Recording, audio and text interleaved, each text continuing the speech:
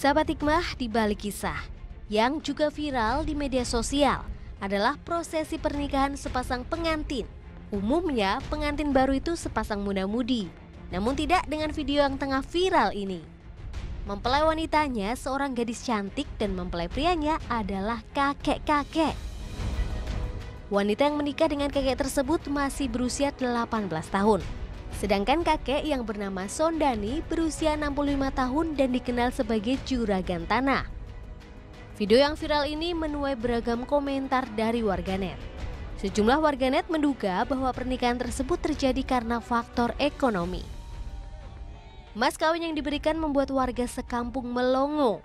Pasalnya, Sondani memberikan mas kawin sebesar 500 juta untuk istrinya itu. Tak hanya itu, ternyata istrinya diberikan sebuah rumah dan juga mobil. Keluarga sang istri juga diberangkatkan umroh.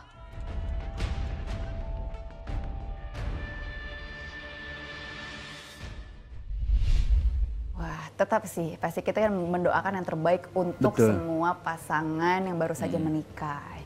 Cuma memang ketika kita tahu perbedaan umurnya, Ustadz ya, tepatnya 46 tahun perbedaan umurnya, itu kan sebuah perbedaan umur yang tidak umum gitu, Ustadz, antara pasangan suami istri. Tapi kalau dalam Islam sebenarnya itu dibolehin nggak, Ustadz?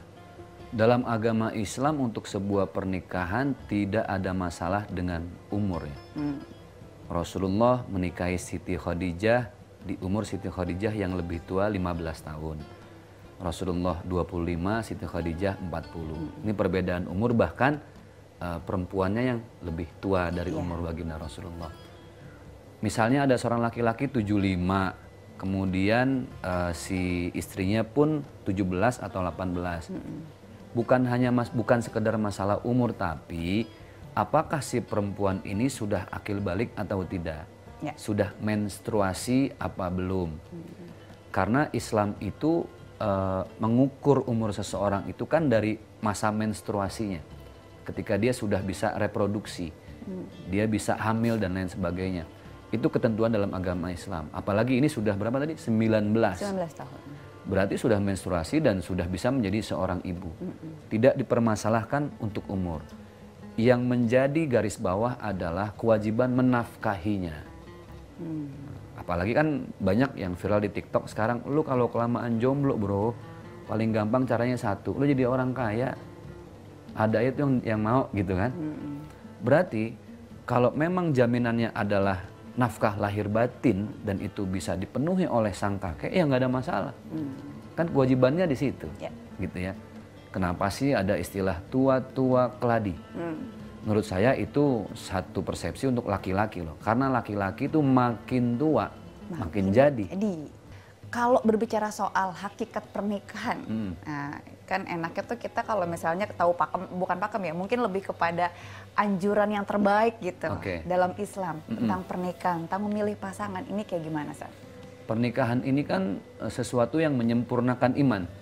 An-nikahu sunnati, faman rohiba an sunnati fahuwa laisa minni. Bahkan Rasulullah udah ngasih gambaran. Gambaran itu kan pilihan. Dipilih ya jauh lebih baik. Kata Rasulullah, nikah itu sunnahku. Barang siapa yang tidak menjalankan sunnahku, maka dia bukan bagian dari umatku. Dalam hadis yang lain, an-nikahu nisful iman. Nikah itu menyempurnakan iman. Kenapa? Iman belum sempurna kalau belum diuji sama cerewetnya istri. Itu ujian luar biasa. Ujian.